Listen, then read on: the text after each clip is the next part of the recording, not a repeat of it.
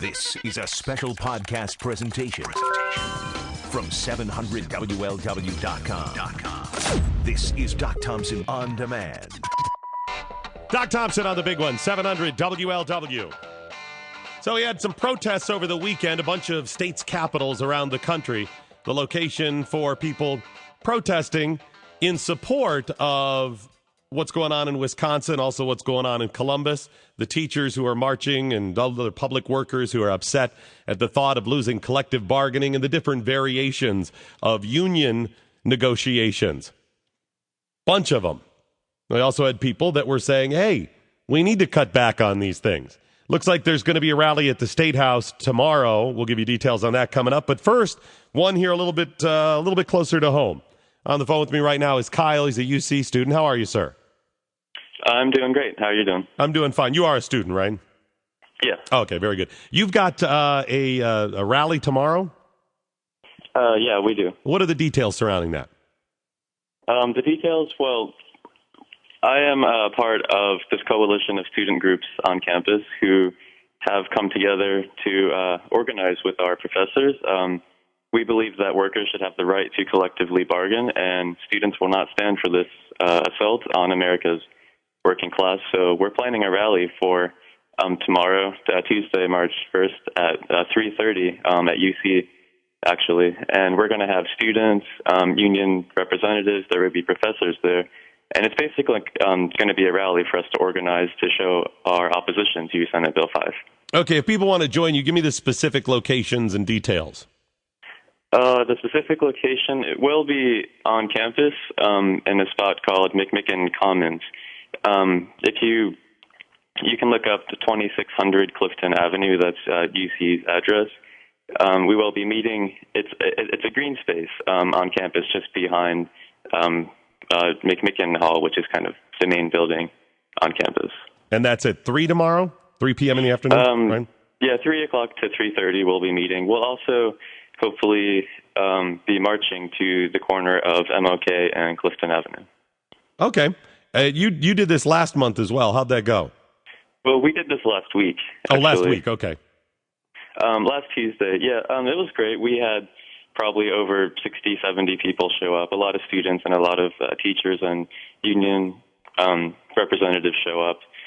We held a rally, and then we had a letter prepared to give to President Williams of UC, and students marched up to his office, actually, and delivered that letter to the administration. So this is basically in protest against Senate Bill 5. Is there any part of Senate Bill 5 you like?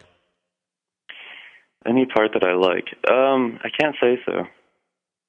What is so troubling about it? What's troubling about it, first, is that Senate Bill 5, as we know, would remove the right to collectively bargain for public workers. Well, they still could on a local level. And it wouldn't be an automatic you're done. Some of those contracts would still stay in place. It just gives local municipalities a little more power. Right, but we think it's important, though, that professors and public workers can unite on a larger level to bargain for things, for their wages, for their benefits. Why is it so important to unite to bargain? Why can't it just be like when you go down to Walmart or you start at Microsoft or anywhere else? They say, hey, Kyle, here's what we have to offer you. Are you willing to work for that? And you say, yeah or no. Maybe you say, I would do it, but maybe you give me a couple extra days off. They say we can or can't do that. Well, we think it's important because the workers obviously have less power, less say in the workplace. We think it's only fair when they're able to bargain as a unit, as a union against, the power of the administration. It's a way for the workers to keep a check, on the administration as a group together, as opposed to just, single workers having to bargain for everything. How do you mentioned in an article I saw, and you stand up and defend our school and defend our future. I mean, you're somebody that's in college. I'm guessing you're of college age, traditional college age, and you're worried about your future with some of this stuff. Do you plan on being a public worker? I'm looking someday into hopefully becoming a college professor for a university. So yes. Okay. All right, college professors quite often are paid very well, hundreds of thousands of dollars. So I don't think the college professors, generally speaking, are getting screwed. There's a big difference between most college professors and most tenured school teachers, public school teachers, but that's a different argument. If you're looking to the future, then I ask you, Kyle, as somebody that is new to the workforce or will be in the workforce very soon, somebody that is a younger person, what is our future going to be if we keep spending, if we keep running up huge deficits? How do we close the gap in Ohio? Right. Well, I think we do. I think first we need to understand that we see states all over the country now having, budget problems. This isn't just specific to Ohio. So we have to look and see why do we have budget deficits all over the country, not just in Ohio. And I think this is what happens when we have a federal government that doesn't necessarily act in the interest of working people, but more in corporate interests.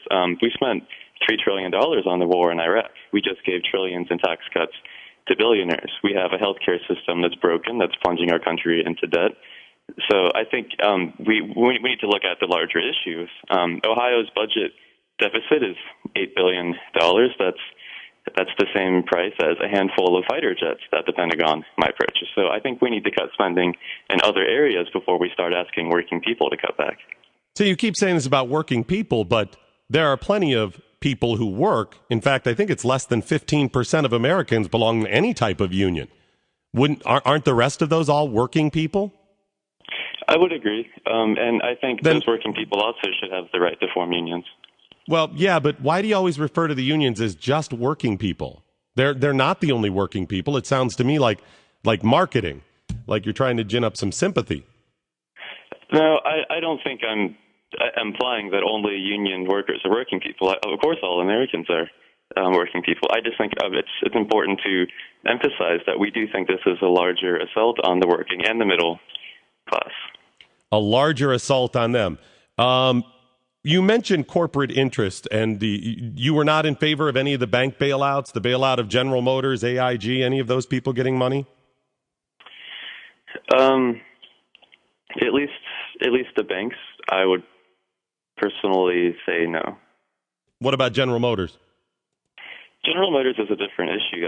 I read that 1 out of 10 American jobs are tied to the auto industry. So I think perhaps in that case, action was justified to save the industry. Well, you're being a little off there. You're not being consistent. You said those corporate interests. Well, those are people who got bailouts, but it's okay to bail out General Motors or certain companies.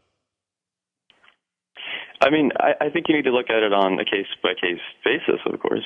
There aren't a lot of people connected to the banking industry? There are, but, we don't see, corporate leaders of auto industries, raking in hundreds of billions of dollars of profits. 2009, for example, we saw record profits for hedge fund managers on Wall Street. I don't think those people need bailing out.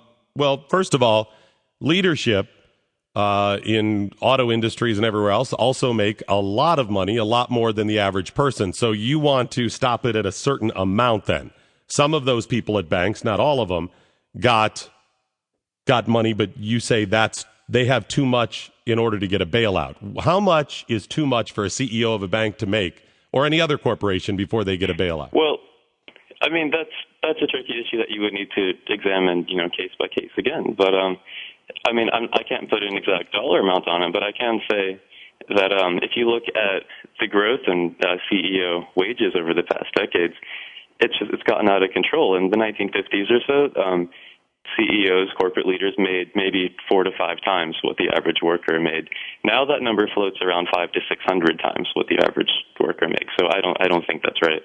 You don't think it's right, so you believe in somebody, the government, somebody telling them how much they can make, putting limits on stuff like that? I'm not sure if government limits would be the way to go, but if workers of those businesses, if unions had more of a say in what happens to the overall profit of the company, if more of that money could be returned to the workers, for example, and not just in the pockets of those at the top, I think that might be a good idea. Could any of those workers go out and start their own car company, oil company, restaurant, or anything else? Which the workers for Any one of us. if we want to go start a business? Yeah. Can't we all go do that? Sure, we could. I think small businesses have over a 90% rate of failure right now because nobody can compete against Walmart and the others. But if you want to and if you have a good idea, go for it. You know, at one point, nobody could compete against Kmart or Sears or anybody else. But Walmart did. Yeah, I mean, Walmart was able to expand a lot through, paying their workers poor wages. And poor wages? Don't they pay them Yeah. at least the minimum wage that are standards in America? Minimum wage, you can't raise the family on minimum wage. And Walmart also, they often won't schedule, workers full-time. They'll give them part-time with little to no benefits. And, Walmart leadership, they even once publicly suggested that their workers go on welfare to help them pay the rest of their bills. It was pretty embarrassing for them, actually. That's pretty much a lie. That's pretty much a misnomer. That's one of those ones that is floated out there, but I understand. See, the problem is you talk about those CEOs, but you're not including the CEO of AIG and General Motors in those. When you talk about those CEOs getting too much money. You supported the General Motors bailout. Right. Well, I mean, I think you need to take it on a case-by-case basis. I think also, for example, the auto industry, does something very useful, something very, very real. They employ, I believe, more people than at least, the top levels of the banking industry does directly. Do you have a bank account? Yeah, I do. Does that bank account provide you with something very real and very useful? It does, but I mean, it's just a bank account. It's just a bank account? Why do you have it then if it's just a bank account? It's something you obviously need. Yeah, it is. And I'm not saying that we should have let the entire banking industry just completely collapse. Do you realize most people in the banking industry don't make what those CEOs make? Do you realize that how many people are connected with the banking industry? Probably as much or more as the car industry. Right, and I would love it if those workers could unionize also and have more of a say in how the industry is run. No, that's not the point. People on Wall Street. No, that's not the point. I guess what I'm trying to hang on a second. The point is you're attacking the banking industry and not the auto industry. You're saying those CEOs got too much, but not the General Motors, the people who ran General Motors and Chrysler. You're not consistent. No, it's not. There's a difference between the CEOs here and then people who just move money around on Wall Street and aren't. Do you know what those people of General Motors, how much they made? The unionized auto workers. Do you know the platinum retirement plans and benefit plans they have? These people were not being screwed over, and it was an unsustainable path for General Motors because of things partially like the union auto workers and what they continued to get. It was on an unsustainable path, and they should have learned their lesson. To say, hey, we've got to work together, union, workers, and management, but they didn't. Well, every time either side saw a chink in the armor, they went after it like a rabid dog after a steak. And that's what happens. Unfortunately, they weren't taught their lesson about unsustainable businesses, and they were propped up with my dollars and your dollars. And the government ended up picking winners and losers. So what about those people, Kyle, that had invested in Ford or Toyota? They ended up getting screwed over because their stock would have surely been worth more with one of the big American auto companies gone, or two of them gone. What about those people? What about investors in other businesses? If somebody had owned stock in Ford, Honda, Toyota, or one of the other automakers, and Chrysler and General Motors had gone away, their stock surely would have been worth more. Right, and then we would have seen millions of people lose jobs. I'm not sure that would be a fair trade-off. It's not a fair trade-off? What's fair, Kyle? What is fair? Who's to determine fair? Unless you're prepared to be emperor of the world and dictate what is fair and what is not on every case, what is fair? Those people, was it fair for them to invest in a company and then the government use their tax dollars to bail out some other competition? Is that fair to them, the people who invested in the other companies? Look, as far as what's fair... No, I want an answer to that first. Was that fair, if you own stock in a non-General Motors or Chrysler auto company, for the government to take your tax dollars and fund your competition, making your stock worth less? Was that fair? Not fair for those people. Exactly. That's the point, Kyle. It wasn't fair. But you want to wrap yourself in the emotion of there's so many people out there being screwed. First of all, some are, some aren't. You got to look at the big picture. Either you believe in capitalism and free market or you don't. And if you don't, I mean, surely you've studied history in high school or college. Surely you've studied countries and how unsustainable the forms of socialism are. Right, but here's the thing. I don't believe in capitalism. You don't believe in capitalism? No, I think we can do a lot better. I think we can organize society in a much more way that, does not put just profit over working people. That's what you're arguing for right here. No, Kyle. I'm putting over your choice whether or not you want to put profit above people, and if I want to, and everybody else. That's what capitalism does. It allows people not to stay, as the feudal system did, in one class. Right, but you just said that we should have allowed a few investors to make a lot of money off of the collapse of the American auto industry instead of helping it and saving millions of jobs. No, those people That's something I would disagree with. Those people knew what they were getting into when they took jobs there, when they opened the company, and when people invested in the company. So what is General Motors? Yes. So what is the perfect system then? If you don't believe in capitalism, what's left? Well, I would describe myself as a socialist. I believe we should run society for the benefit of, the masses of people, for working people, that we should empower workers in a democratic way. People ought to have more of a say in how their local communities are run. That's what I believe. Has that worked in the past? Has that worked throughout history?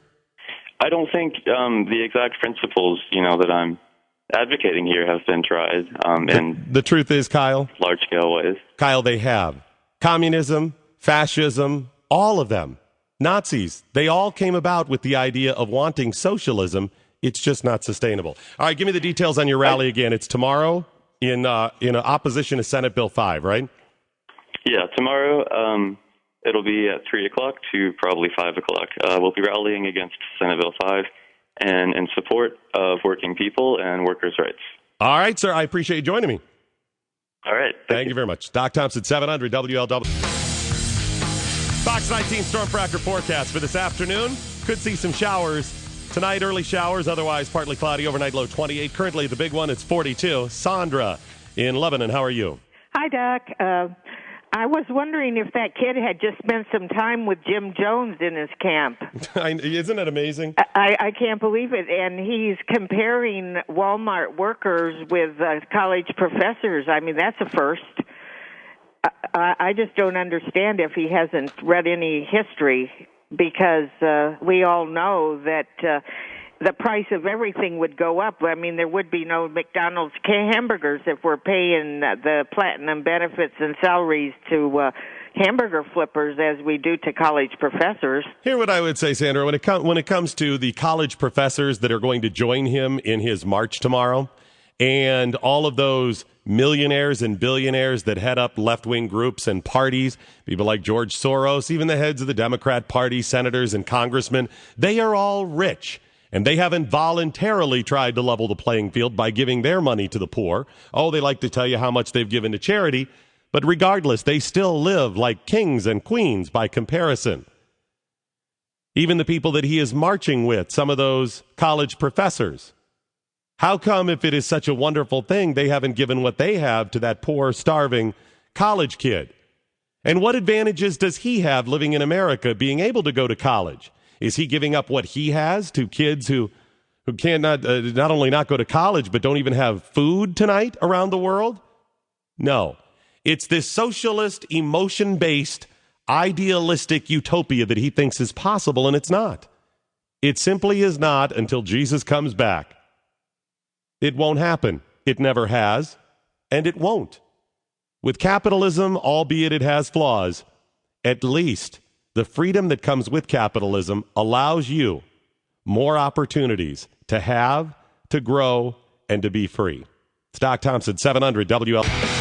Doc Thompson on 700 WLW. Coming up this afternoon at 2:35. Marty and Jim bring you Cactus League baseball action live from Goodyear, Arizona. That's at 2:35 right here in the home of the Reds, 700 WLW. Senator Scott Brown joins me now. How are you, Senator? I'm great. How are you? Doing fine. You got a book, Against All Odds, getting a lot of buzz in the news, primarily because you got an interesting piece about being abused as a child. I think that's what people have really globbed onto. Yeah, I know. It's only 8 pages out of a 400-page book, but it's certainly, a raw account of what happened back then, and certainly it's a part of my life, but not the only part. About how old were you? I was 10. And something that's affected you your entire life? Something that I've certainly been dealing with my entire life. I think at one point in your lives, we always move on and move forward and try to put it in a little box and store it away, but it's something that I've always tried to deal with and obviously guiding my own children and making sure that they were more aware than I was, and I think that's been helpful. But I tell you, your election was whirlwind. That had to be immense from you, realizing that it was national coverage day in and day, every minute actually. Yeah, it hasn't really subsided at all. It's been like that for over 13 months. Well, you've got an interesting dynamic there. You got a lot of people that are that were hoping you'd get into office and be pretty conservative. You certainly are by comparison to the senator that formerly held that seat, Ted Kennedy. Yeah. But you've taken some criticism about not being conservative enough. Well, if people are looking for a full-on ideologue, I'm not one. I've always been an independent voter and thinker, and I read the bills. I understand the bills, and then I look to see if they increase taxes or increase the deficit. If they do, I don't vote for them. They're good for Massachusetts, good for the country, and create jobs. I'm trying to move our country forward because we need people out there who are going to just solve problems, and that's what I've always been. When it comes to the things that you bring to the Senate, the good that you want to do for America and Massachusetts, is the center of what you believe about fiscal responsibility? Absolutely. It starts not only in my own home, but it starts within our state governments and then our federal government. We have to do what every citizen has been doing, which is tightening their belts. We can't keep raising the debt ceiling and keep printing out money day after day after day to get out of this fiscal mess. We have to attack everything and put everything on the board and sit down and hammer it out. Both the Democrats and both the Republicans have overspent. They've both done a lot of things wrong over the decades. They've both gotten gravy for, certain projects, sure. Lobbyists and constituents and whatever. But it's time now. All right, we got to move on, Senator. We've got to do something. We have to. Why is it so difficult to balance the budget? Well, obviously, balancing the budget right now, we're so far out of whack, it would be devastating to do it, tomorrow. But we certainly need to take steps to get a handle on it within a reasonable time. I'm obviously against earmarks. I have been since I got here. And then looking at the other issues, which is to get a streamlined budget, get that out the door, and then look at entitlements and try to attack them one by one. The world investors are looking for us to send a message that we're serious this time, and they in turn can be serious to invest and know that their money's going to be safe here. So we have some challenges, and I'm eager to get cracking at them. Senator, I am rabid when it comes to fiscal responsibility and balancing the budget. Rabid. Yeah, ditto. And I'll admit, we probably will have to raise the debt ceiling one more time. And I understand we can't pull the rug out. But it's an opportunity. It's an opportunity before we do that to really look at the things that are important and find out a way to do it better. To do nothing and just say, oh, yeah, sure, let's raise the debt ceiling. Ain't happening. But it shouldn't take 10 years either, should it? We can do this in a few years, put it on the path. Yeah, no, I don't disagree with you at all. All right, Senator Scott Brown, the book is Against All Odds. I'll put a link to it at my blog, 700WLW.com. I appreciate you joining me, sir. Well, thanks. And people can go to scottbrownbook.com themselves if they're interested. But I appreciate the link. Thank you. Absolutely, sir. Very, very interesting. I don't agree with all of what the senator has done. It's nice to have somebody that is fiscally responsible in the seat that was formerly held by Ted Kennedy. But man, oh man, this should not take 10 years. I think it would be pretty simple, but I understand there's a lot of things I'm sure I don't know when it comes to the budget and who depends on what, and that you could do a bunch of damage or it could be more difficult for us. But this thing doesn't have to take 10 years. Balancing the budget every year doesn't have to take 10 years. I'll give you one more raising of the debt ceiling. I'll give you one more of those. A small one, not $4 trillion. One more raising of the debt ceiling with a plan. With a plan that truly balances the budget within a couple of years. And then the plan has to include how we start seriously cutting into the national debt within a year or two after that, and by 10, 20, whatever years down the road that we are done. We are done running up that type of national debt. I'll give them that.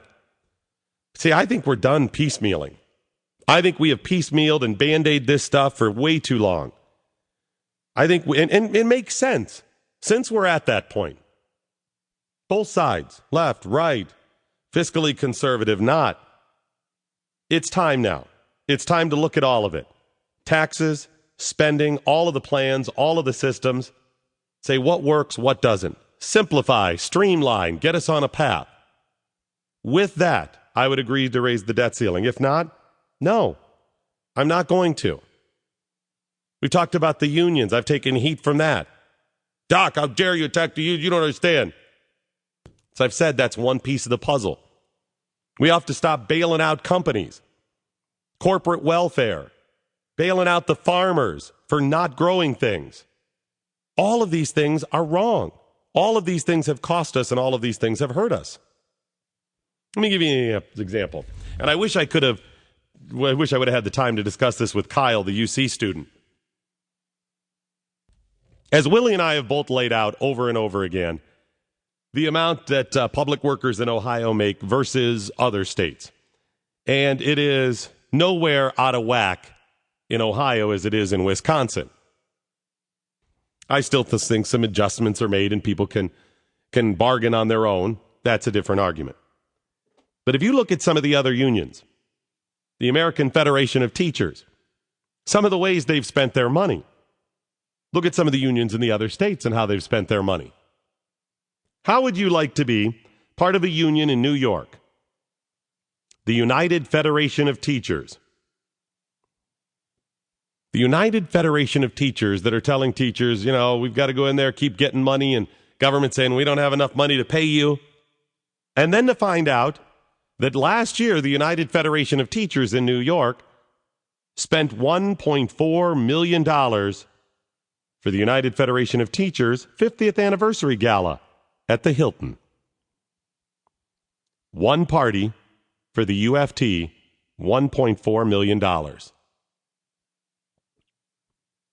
Now, you can argue, hey, we need to do things with the union. That's the reason we have to pay dues and whatever. Heck, you could even argue that the union dues that end up going to fund certain campaigns are needed. I don't like it. I'm tired of the lobbyist action. But at least you make an argument. How is a party in today's economic situation, when teachers are up against the wall like a lot of public employees, is it acceptable to spend $1.4 million on a party? Did all of those teachers go to the party? Did all of them have the same food, wine, drink, whatever else, rooms? No. They spent $514,000 on 16 separate caterers. This is the United Federation of Teachers. They dropped almost $300,000 on the annual Teachers Union Day ceremony at the Waldorf Astoria. They bought $6,000 in gift baskets from an East Side candy store. $179,000 into training retreats at a Connecticut resort that has golf, scuba, aqua aerobics. It's a resort. Really? They couldn't have just had a meeting. They had to spend almost $200,000 on a resort. They shelled out $114,000 for coffee supplies for their 5 offices across the city. They spent $324,000 over the past 3 years. $284,000. There's a union boss that makes $284,000 a year. When he came in, when he took the reins of the UFT, they threw him a party valued at almost $6,500 at a Brazilian steakhouse. The funny thing is, it was for about 130 union members, only 130. And when the old person left the position, they threw a goodbye party worth $8,300. I'd be ticked off. Knowing my union dues are going to stuff like this, I'd be outraged. You really need to have a party for $1.4 million? It's Doc Thompson on 700 WLW. Doctors on 700 WLW. Let's go to Tom Blue Ash. You're on the air, sir. Yes, I have a question. In a true socialist country, what kind of non-government unions, such as the UAW, would actually exist? Wait, give me that again. In a socialist country, like Kyle wants. Yes. What kind of non-government unions, such as the UAW, would actually exist? None. Everyone works for the government. That's true. That is very true. You don't have any chance of success. You're just you're a government worker. And Tom, the greatest bit of hypocrisy from him, he's going to be marching, he said, with some professors. Now, certainly there are some professors who make modest livings, but quite often, many professors make six figures, double, triple six figures a year.